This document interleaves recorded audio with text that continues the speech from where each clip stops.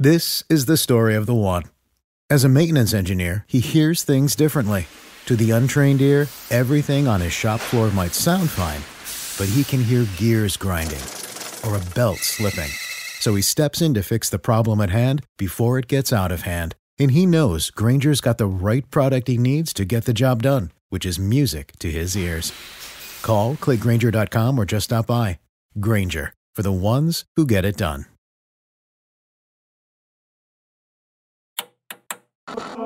With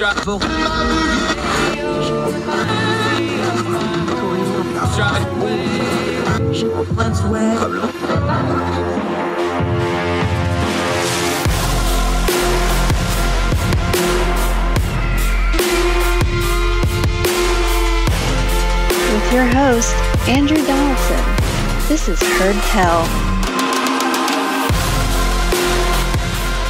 It's Heard Tell Show. I'm Andrew Donaldson. Thank you so much for joining us on this Wednesday. It is the 9th of March. The year of our Lord 2022 continues to roll along with a world that is roiling in turmoil, but we hope you have a little bit of peace and happiness wherever you are across the street or around the world. Going to talk a lot of different things today on the program. Going to talk a lot about gas. We got gas prices going up. We got Russian gas flowing through Ukraine despite the war. We have the president has finally come out and said we're going to do something domestically about not importing Russian oil following the suit of our friends in Europe. We're going to talk about that story. Also, just because one world bad actor is doing something bad doesn't mean everybody else takes a vacation. A story about China. Once again, cybersecurity hacking into state governments. We know about the old OPM hack of years ago.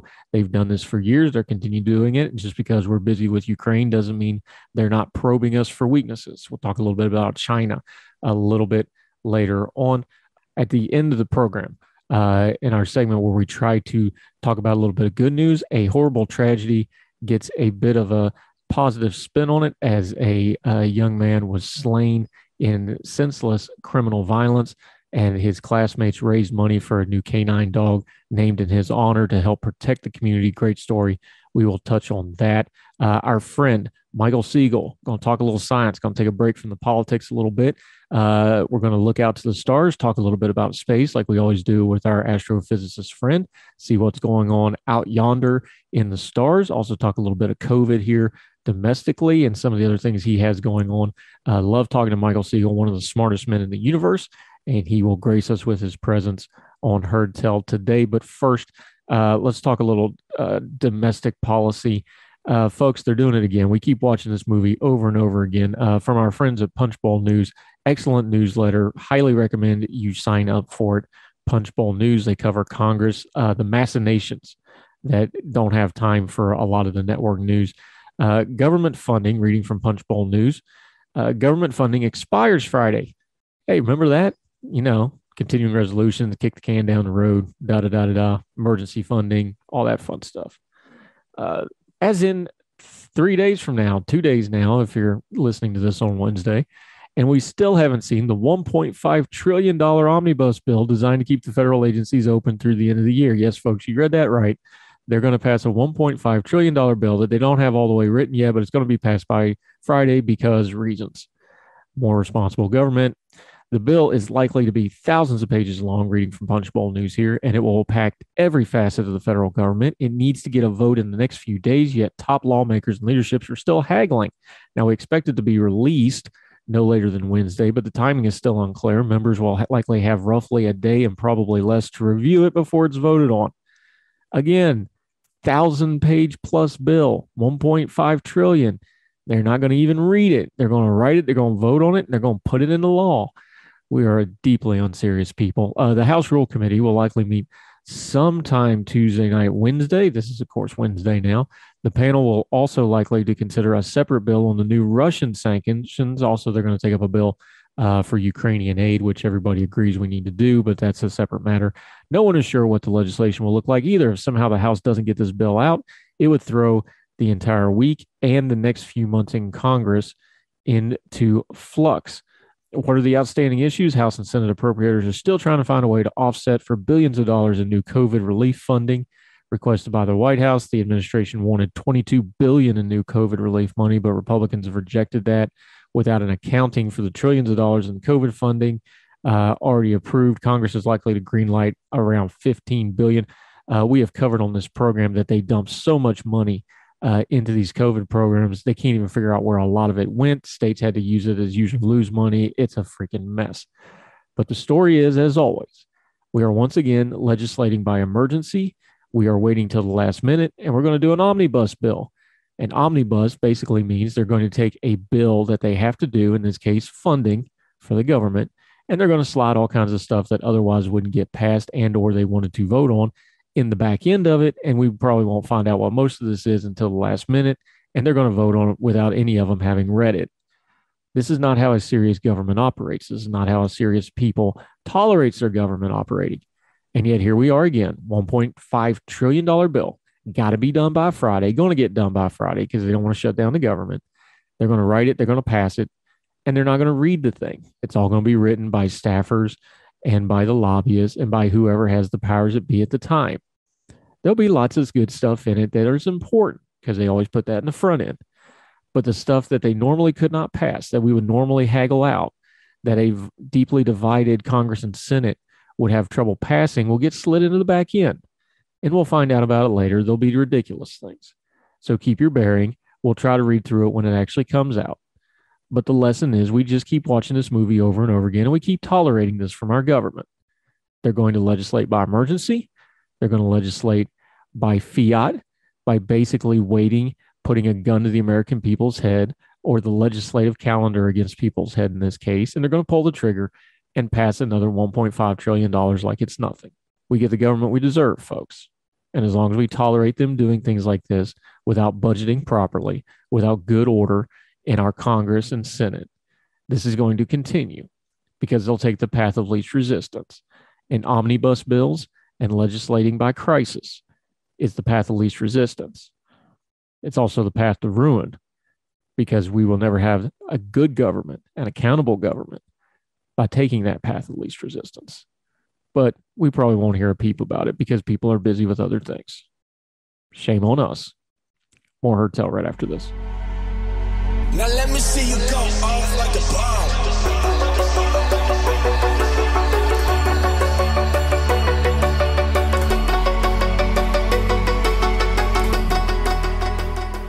Welcome back to Heard Tell. One thing that we have been saying is sanctions are all well and good, but if you don't deal with the oil and natural gas that flows through Ukraine from Russia, you're kidding yourself because that's where Russia's money, power, and global influence flow through. President Biden yesterday finally came out and said that we are going to do some banning, some restrictions on importing Russian oil here in America. This comes on the back of another story about how in the first 10 days of the war, believe it or not, Europe actually accepted more natural gas from Russia that pumped through Ukraine. And the Ukrainians were having to risk their lives to try to keep the gas flowing. This is, of course, on its face ridiculous. Now, in the moment, these folks had to do what they had to do to survive. We understand that. They were doing their jobs. They kept the natural gas flowing to Europe. But it shows the complexity of what's going on. Now, the big debate domestically over this issue is President Biden rightly said this is going to hurt us commercially because it's going to raise gas prices. That's all true. Gas prices are raising. And he will try to spin it that it's not his fault because this is all Russia's fault. That's partially true. The other part of that, though, is gas prices were already rising because of policies. Now, we've talked about this before, especially with friends like Jericho Hill and economists when they come on. Gas prices are a lagging indicator, mostly. Now, when a world event like the war in Ukraine happens, it'll come a lot faster than usual, but usually gas prices are a lagging indicator.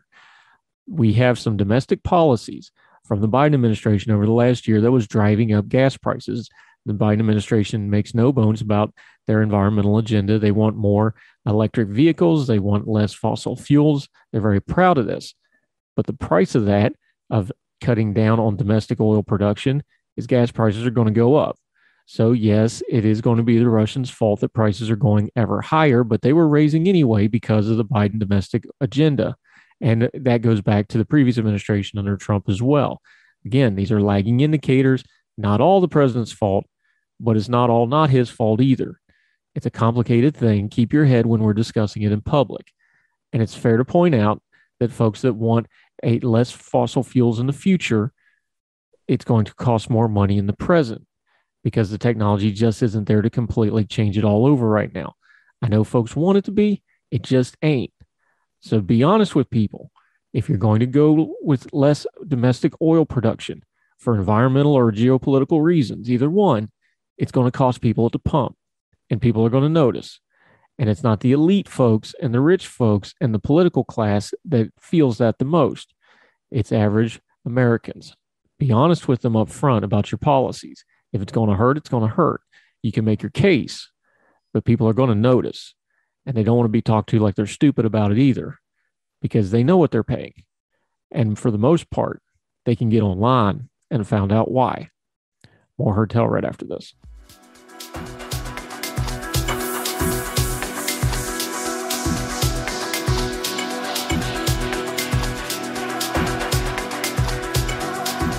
Welcome back to Heard Tell. Been a minute, but he's back. The most frequent guest on the Heard Tell program, Michael Siegel. That's Dr. Michael Siegel to you. Bon vivant of the universe, gazer of the stars, writer of all things COVID for ordinary-times.com, and maker of viral videos. How are you, sir?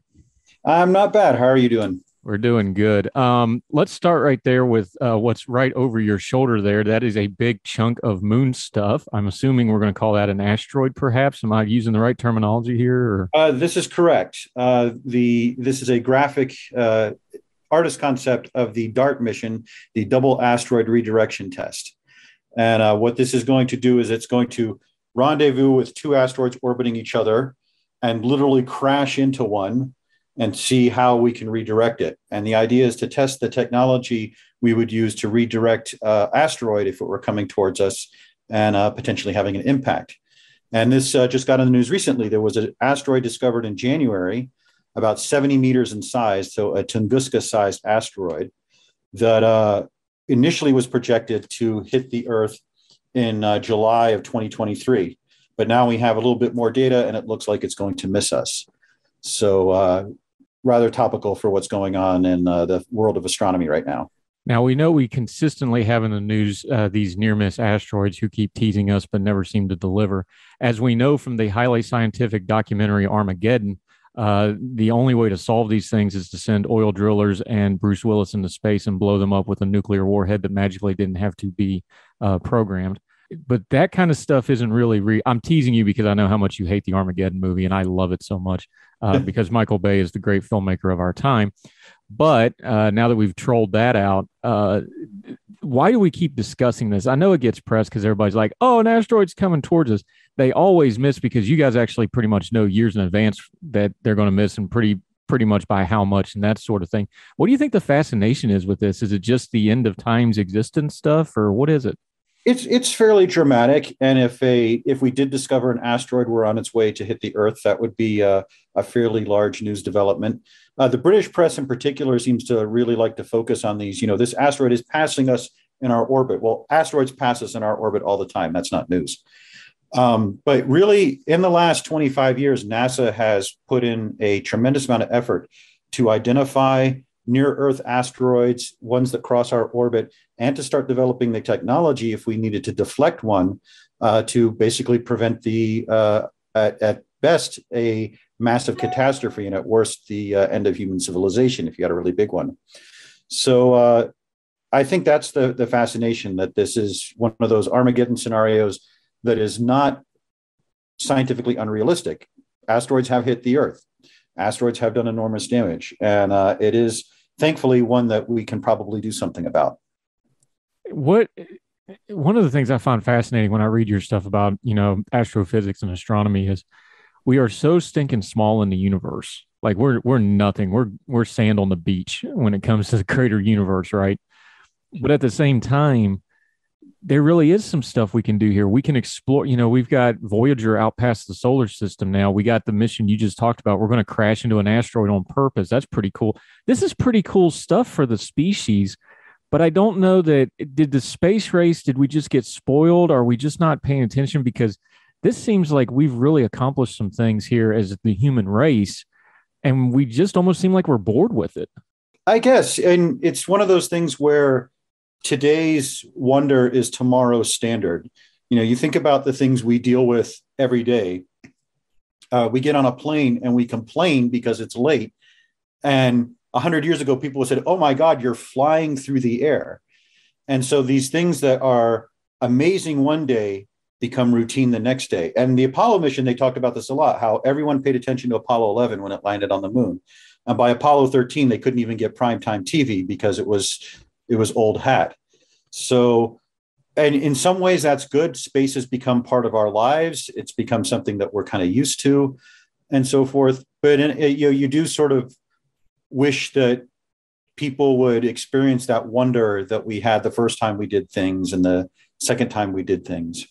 Yeah, speaking of technology that we take for granted, just the fact that we can put satellites in orbit. And now we've talked to you before about Elon Musk and the Starlink system, where he's putting thousands and thousands of satellites in orbit, which is a bone of contention we'll talk about some other time because it's in a lower orbit and it's in the way of other things we're trying to do. But that hit the news recently because they sent a bunch of Starlinks to Ukraine. We understand the war's going on. We've been covering it extensively. Is technology like Starlink, like, private satellite networks, for lack of a better way of explaining it, into a crisis zone to keep the internet going? How does that development fall for you? Because this is well within your bailiwick of, the stars and the astrophysics stuff. Do you see this as a solution to a problem that we could actually do things like the Starlink into an active shooting war zone? Well, I think in this particular case, it is very important. I mean, in the old Soviet Union, they strongly believed that they could run people like they were blast furnaces, basically, that you could take a child from its mother at 2 months, get them in the education system, control all this, have the state control all the schools, have the state control all the media, and control what they thought and make them perfect automatons for the state. And let's remember, Putin's an old Soviet guy, so he believes this. And that didn't work. The human mind is too flabby and vague for that to work. And Putin is still in that mode of thinking that he can control events through propaganda, through information. And you talked about this with John McCumber on the previous show about, the information war and so forth and propaganda.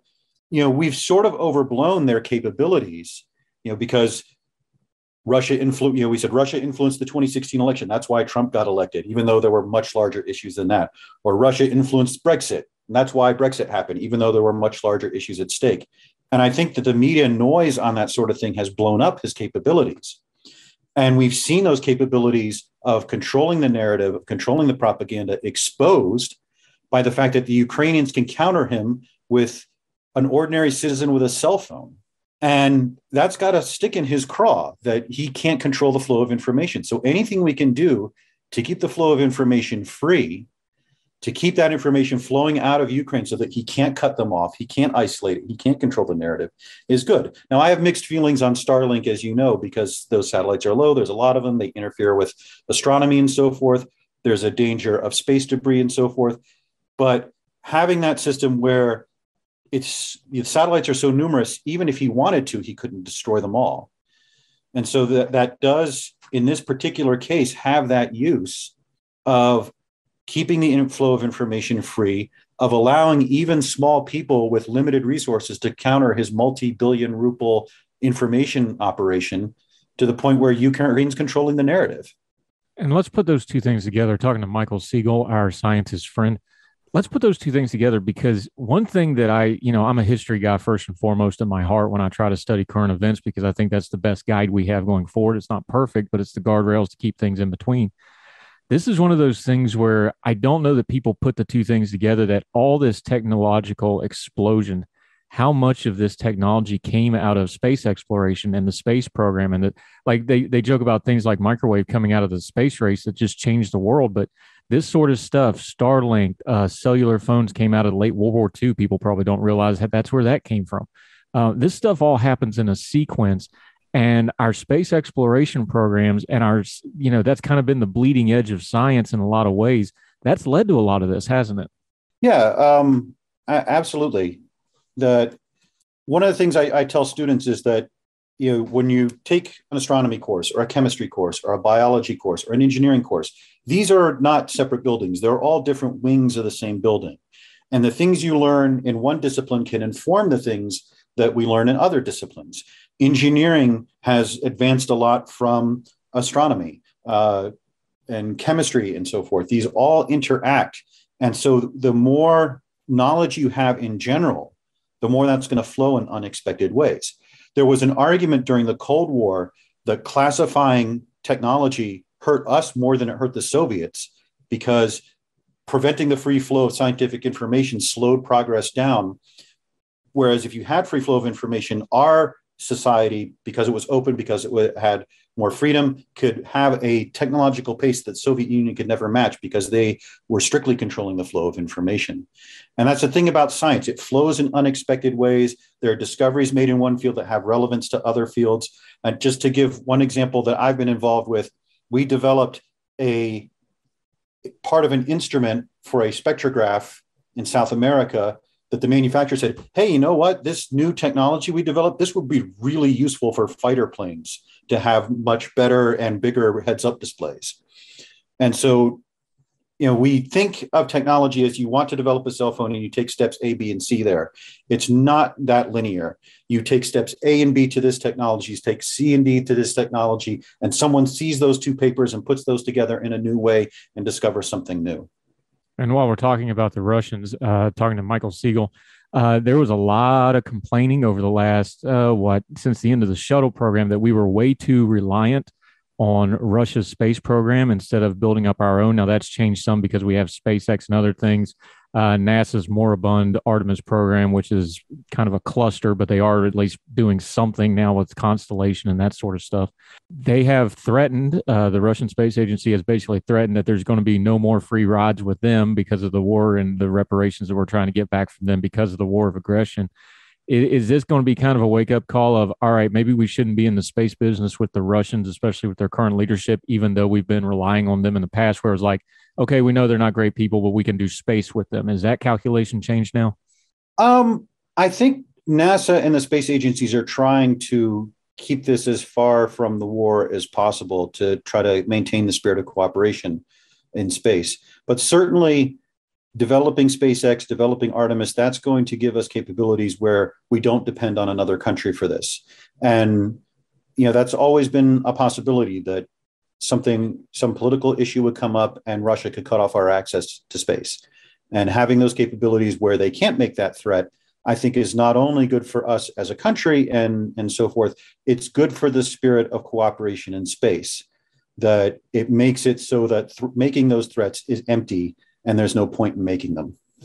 Do you think that, because obviously SpaceX is got a heavy lift thing they're working on now, they're starting to talk about plans for bringing the ISS down sometime in the not too distant future. Do you think that cooperation will just kind of naturally grow apart anyway, even without the current crisis? Because like you said, we just seem to be having some disparative things here where, SpaceX doesn't need to talk to the Russians to do their stuff. Do you think this is just kind of a natural evolution on top of the geopolitics involved?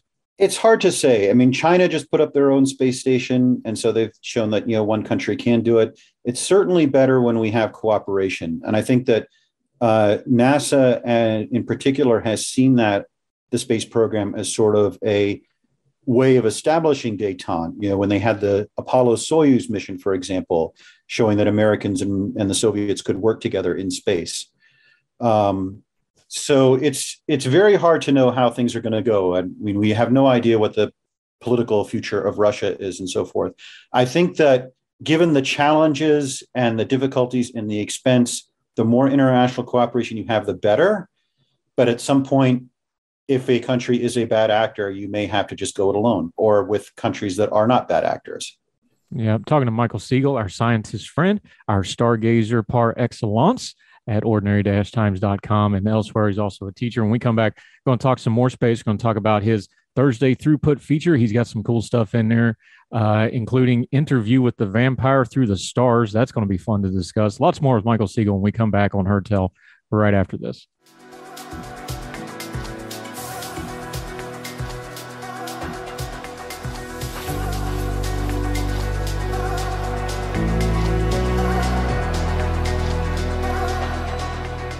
Welcome back to Heard Tell. We're talking to our friend, Dr. Michael Siegel. He looks at the stars for a living and then writes about it in ordinary-times.com for us. He also makes YouTube videos about movies. Okay, you've done some funky videos about astronomy and pop culture. You've done romantic comedies. You've done Don't Look Up. You've done historical dramas. Interview with the Vampire. Now, you're gonna have to help me with this one a little bit. Of course, the Anne Rice book everybody knows about. Tom Cruise playing a vampire, which some people would argue was Tom Cruise being typecast, but we could get into that at some other time. But what in the world does Interview with the Vampire have to do with astronomy? Well, you'll have to watch the video, but there is one scene in the movie that has some bad astronomy in it, that has a factual error. And I was just thinking about it the other day, and I was like, oh, this would make a nice little video. And really, I use these videos, to talk about movies because I love movies, but also to sometimes talk about the scientific principles involved and talk about how astronomy works, how we measure things, how we calculate things, how stars work, and so forth. So often it's just a vehicle to give a sort of painless lesson in astronomy, sort of some of the basic stuff that we take for granted. Just a little hint to your audience in this case, it's why you can't buy coconuts and other tropical fruits in Paris. Does it have anything to do with the French smoking underhanded? No. Okay, just checking. You make an interesting point, though, because we think of astronomy as kind of a specialized study, and it is. It's very intricate. Astrophysics even more so, because you're looking out past our planet and all that sort of thing. But one thing, the reason I like you doing that is because there is a lot of stuff in astronomy that just filters into everyday life, and everything from, astrology to how we keep time to how we keep calendars. Some of the earliest science we have recorded human history is people looking at the stars and trying to figure out why in the world the sun moves like that. It's just kind of ingrained into human existence, isn't it? Yeah, I mean, just the days of the week are named after the 5 planets and the sun and the moon, the 5 classical planets. It's a little more obvious if you speak a Romance language where the names are similar, but that's where it comes from. The months of the year were originally designed around the lunar calendar, the phases of the moon. The year is designed around the sun moving around the earth. These are things that we sort of take for granted. Astronomy was the most practical science when it was invented. It was a way to tell time. It was a way to know seasons. It was a way to know when to harvest your crops. It was a way to navigate and find your way over the surface of the globe. It's only in relatively modern times that it's become this sort of esoteric thing dealing with distant galaxies and so forth. But ultimately, it's sort of ingrained into our culture and into the rhythms of life that we experience every day. What do you see the future of astrophysics and astronomy, the science? Because we've been talking a lot about science, but we've been talking about earth-based sciences. We've been talking about coronavirus. We've been talking about things like this. Where's the future going with that? Because it seems like we're pushing the technological limit. You've talked about the new space telescope that just went up and how much it's different, but it's also a whole lot better than the old Hubble was. We keep pushing the technological edge, though, but do you see like big leaps coming, or are we in a period of time where it's going to be incremental process? Where do you see the future of astronomy and astrology here in the next few years? Well, the future of astrology I can't talk about, but my fault. I said astrology and not astronomy. That's the astrology is that thing in the back of the TV. Now I'm dating myself. The back of the TV guide used to have astrology in it. Astronomy. I apologize, sir. Go ahead. No, that's fine. I just couldn't resist the joke. Astronomy. The thing is, every time we think we're to a point of incremental change where we've solved most of the mysteries, we discover that we don't know. We discover something new that revolutionizes things. One of the things I tell my class is the history of astronomy is a 6,000-year history of the universe telling us we don't know half as much as we think we do. When I was a graduate student, we thought we had this cosmology thing, the shape and structure and content of the universe sorted. And then we discovered dark energy, and we still don't know what dark energy is, even though it dominates the universe. We used to think that the solar system that we have was a model for what solar systems would be like. And then we discovered that they have infinite variety and so forth. So science has a way of telling you, oh, I think we've got it all figured out. We're just tidying up around the edges. And then you just drop off a cliff because there was something that you hadn't considered. There is right now a growing tension in our cosmological models, our models of how the universe as a whole, that may reveal a whole new branch of physics. We don't know yet, or it may just be observational error. We're still arguing about that and figuring that out. I think the big thing for the 21st century as we go forward for the next few decades is trying to find the evidence of life outside of our own Earth, both within our solar system to see if Mars had life early in its history or Europa has had life at some point, and looking at extrasolar planets. Our technology is improving to the point where we may be able to look at the atmospheres of planets in other star systems and see what's there and get a read on how common life may be in the universe. This was a question that if you'd said we had a solution 30 years ago, people would have laughed at you. I don't think anyone's laughing anymore. They think that this is something that is within our reach within the next few decades. Now let's define that though, because I read you and I actually try to get into the scientific side of this so I can keep up with you and not be a total idiot on it. When we're talking about defining life though, when I say life in the universe, everybody starts thinking, some humanoid type of alien species. But scientifically, y'all are looking at building blocks of life. You're looking at simple bacteria. You're looking at simple cell structures. You're looking for foundations of water particles. This is kind of the stuff you're actually looking for. And there's a high probability that you can find it out there. That's why you're so hopeful of it. It's not we're going to find little green men. It's we're going to find trace evidence. Is that a good way to term it, maybe, of this stuff? It's more than that. It's that if we were to find that, say, Mars early in its history had the beginnings of life, and then it died out.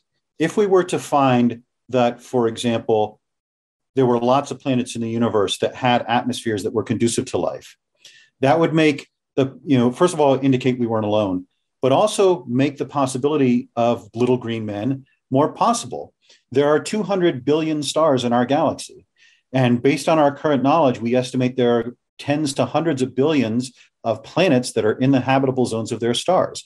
Getting a handle on how many of those planets are actually habitable, getting a handle on how many may actually host life, gives us the information we need to know how likely or unlikely it is that we are alone in the universe. Is it just the basic theory though that like almost somewhere in the universe there's always going to be those basic building blocks, or is there specific places you're looking? You're talking about those zones of habitability. Is it one of those things where, well, maybe we need to redefine what we call basis of life for the outside of that zone, or is it just in that zone? Mainly what we're looking for are things in that zone, since that's where we know life can occur, what we call the Goldilocks zone, the area around a star where the temperature of the planet would be conducive to having liquid water. But certainly at some point, we will have to expand our definition. We've found that even life on Earth can exist in fairly extreme environments, at the bottoms of ocean vents and very acidic water that we ourselves could not live in. And so we are certainly going to be looking to expand that definition as we go forward. But right now, we try to look for life that's similar to us because that's the easiest to identify. So once again, we're coming back to, like you talked with the dark matter, though, is so much as science is trying to figure out what we don't know about what we don't know, isn't it? Yep. There's stuff you know you don't know, and there's stuff you don't know. And the stuff you don't know tends to be much larger. Speaking of things we do and don't know, you've been doing all the COVID work for us at ordinary-times.com, talking to Michael Siegel. We're 2 years into this thing. Where do we go from here? We just had a Super Bowl where nobody was masked. Everybody took their vaccine and they had a wonderful time. We just had a State of the Union with all the leadership of the country, unmasked, vaccinated, tested, with a few notable exceptions that wanted to get social media attention for not getting their 30-second swab. Where are we going? Because now they want another $30 billion to inject into COVID stuff. I think the mask discussion's pretty much over. Schools have listed it for at least the time being. I think just the population's done with it. What's the next step from where you're sitting? Because you've actually done the science on this stuff, not just the thrown around term science. You actually read it. You've been pretty measured on this thing. Where do you think we stand at it as of, the beginning of March here in 2022? I think we are at a point where we're accepting that COVID's going to be around. And so the latest indication is that 3 shots of the vaccine or 2 shots and a COVID infection provide long-term protection, maybe for years. And so that plus maybe a booster every year means that most people will have pretty significant resistance. And at that point, you start asking, what are the trade-offs? Is masking, is social distancing worth it in terms of the prevention of death and suffering? And I think we've gotten to the point where we're saying, no, it's not worth that. But I think going forward, we need to be better prepared for if a variant comes back. For other diseases, there are other COVID variants out there. There are other coronaviruses out there. There's Ebola out there and so forth. And so I think while there are criticisms I could make of the Biden administration's response, I think what was articulated in the State of the Union of kind of looking forward and having more testing, especially genomic tracing, so we can detect new variants early and keep track of what's going on with COVID, so we know if it's getting deadlier, if it's getting less deadly, how fast it's spreading, what the risk assessment is. I think that's the way to go to move forward. And there's always, people say, well, they're thinking about the politics. Well, there's always a political calculation in pandemic response. If we were not going to do what China did, where we welded people into their rooms. That's just not going to happen in a country like the United States. So already there's a political calculus there. There's always that political calculus of what the country will put up with, how much damage you're doing to the economy, what trade-offs you're willing to make in terms of the negative effects of your prevention measures versus how many diseases and deaths you're preventing. With so many people vaccinated, with the dominant variant being less deadly, with now emerging from cold and flu season where people can go outside and be less exposed, I think that they are making the calculation that, okay, now's time to ease off, take it easy, take a breath, look back, see what we did right, what we did wrong, and plan for the future. And just to put a bow on this with our friend, Dr. Michael Siegel, we always appreciate him being on Heard Tell. That's why he's been on more than any other living human being, not just because he's one of the smartest men in the galaxy. To put a bow on the COVID conversation for right now, though, is you are on the academic side of the house. You know how to read all them academic papers that everybody else throws around online without actually reading. Just for the common person, the common man, do you see on the academic side of this and the government research side of this, have they learned any lessons? Have they changed anything meaningful, do you think, for the next time? I think that we have learned some lessons. Probably the biggest lesson we've learned is that we need much better monitoring of what's going on, much better tracking, not just of infections, but of variants so that we can keep track of them, know when they're going on, know what we need to do. We need a much more proportional response so that we know, all right, these are the rules when there's a lot of infections, these are the rules when there's not as many infections, and so forth. And it's hard to know what COVID's going to do. You can't predict mutations or variants or what's going to happen. But I think, there have been a lot of people, and these are the people I generally listen to, who have looked back and said, all right, here's what we got wrong. Here's the lessons we've learned. Here's what we need to do for the future. And I think that's the conversation we need to be having, not so much throwing blame around it at both sides, the sides that underreacted and the sides that overreacted, but saying, all right, what do we do right? What do we do wrong? What's sustainable? What will the American people put up with? And how does that inform our future strategies? Yeah, and as you've explained to me, and I want to use this as the bullet point for our conversation with Michael Siegel today, any science that doesn't admit where it's right and wrong and reviews itself, that ain't science anymore. So appreciate your insight on all this, my friend. Let folks know where they can follow you on social media, where they can get that great writing, where they can look up that interview with the vampire via astronomy. See, I said it right there that time, and I didn't even have to use the Blue Oyster Cult song for it. Let folks know where they can find you, my friend. Basically, just go to ordinary-times.com. That's where I do most of my writing, and it has links to my YouTube and Twitter accounts and everything I write up there. That's I like to keep things simple and go through one outlet so you can find where I am. And we're very, very thankful to have him. He's the kind of people we love to have and to discuss things. He has great insight. Good guy, and also a Twitter Supper Club member in good standing. We look forward to you getting back to cooking soon, my friend. I know it's been a little crazy at your house lately, but you do good work, sir, and we appreciate your time very much. Well, you're doing great work on the show. I'm glad to be on here. Yep, you're going to keep being a regular because you make me look smart. So talk to you soon, my friend. Michael Siegel. Talk to you next time, sir. All right.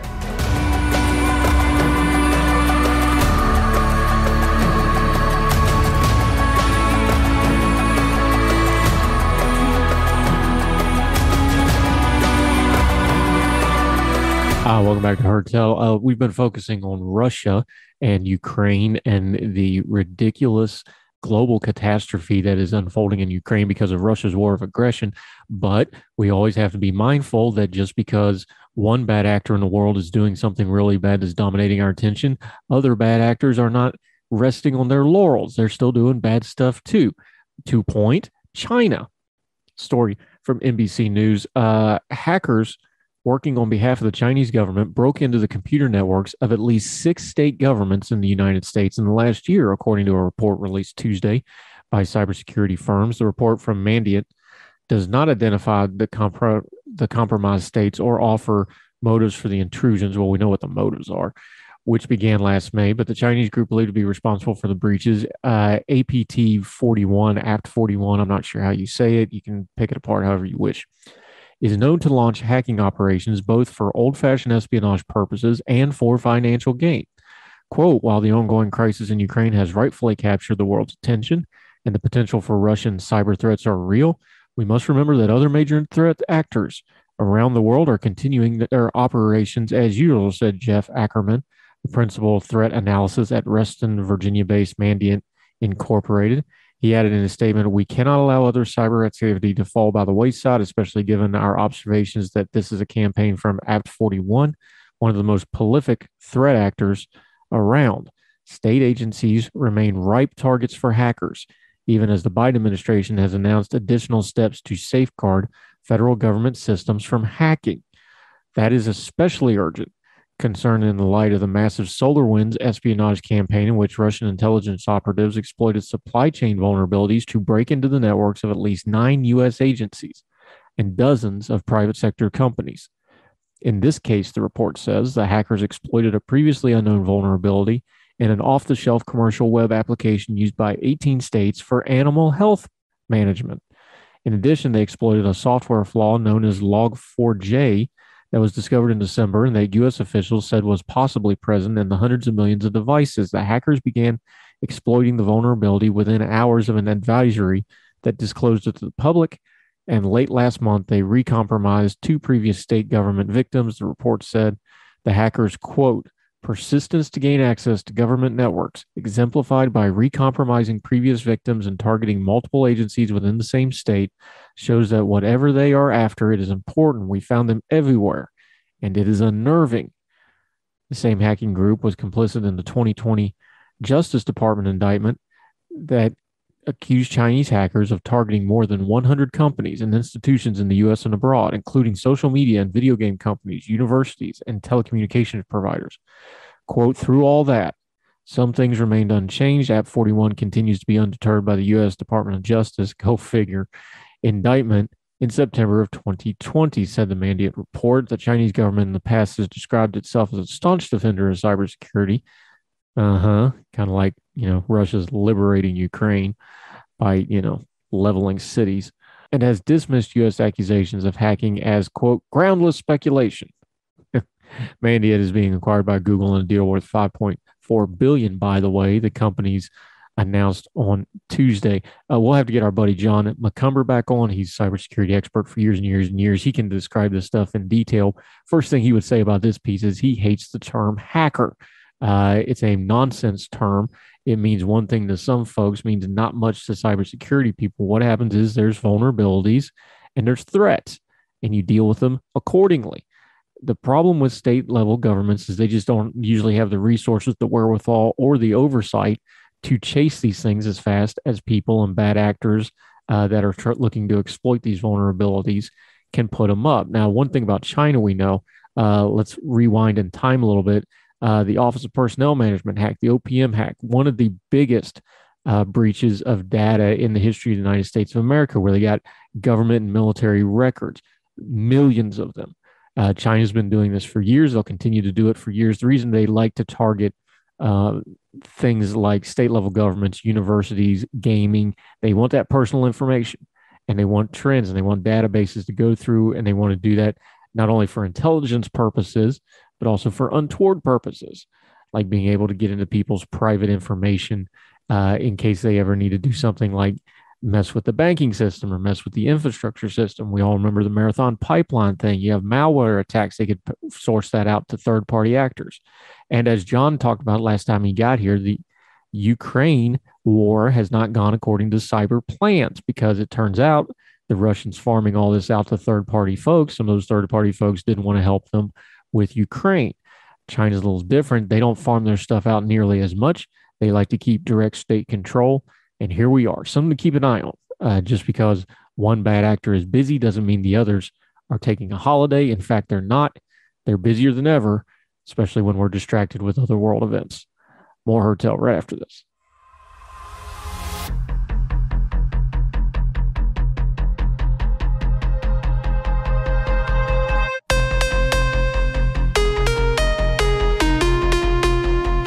Welcome back to Heard Tell. You know, we always try to end on something that gives you a little bit of hope. This is a little melancholy, but it's a bright spot in how people react to things. This is from the FresnoBee.com.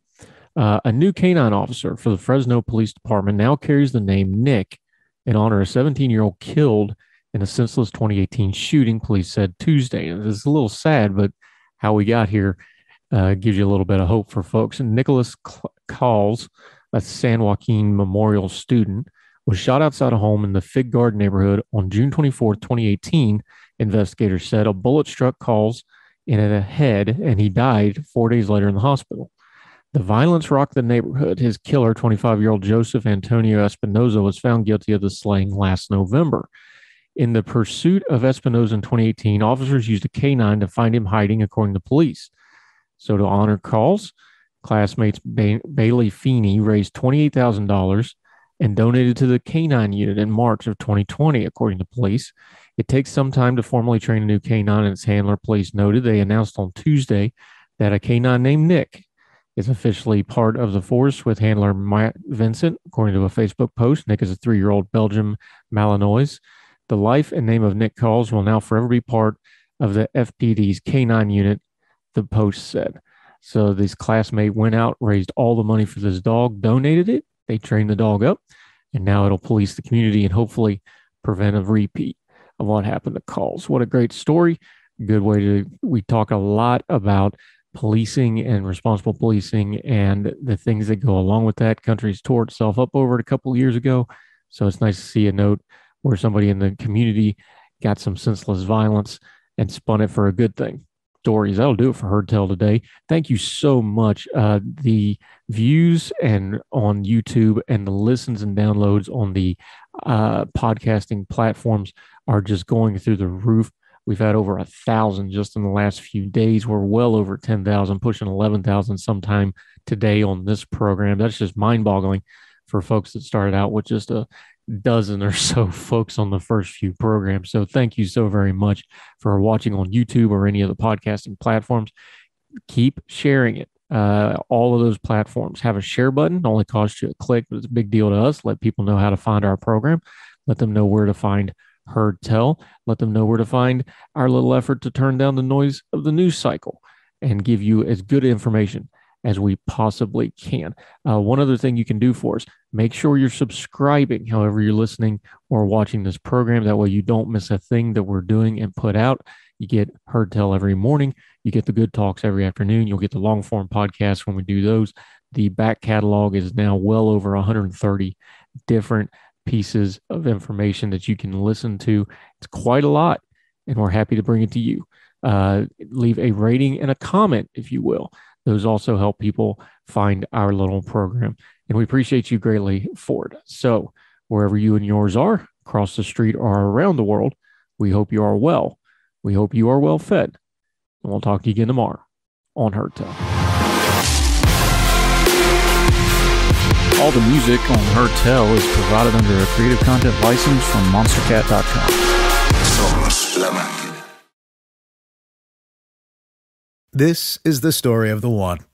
As a maintenance engineer, he hears things differently. To the untrained ear, everything on his shop floor might sound fine, but he can hear gears grinding or a belt slipping. So he steps in to fix the problem at hand before it gets out of hand. And he knows Grainger's got the right product he needs to get the job done, which is music to his ears. Call, click Grainger.com, or just stop by. Grainger, for the ones who get it done.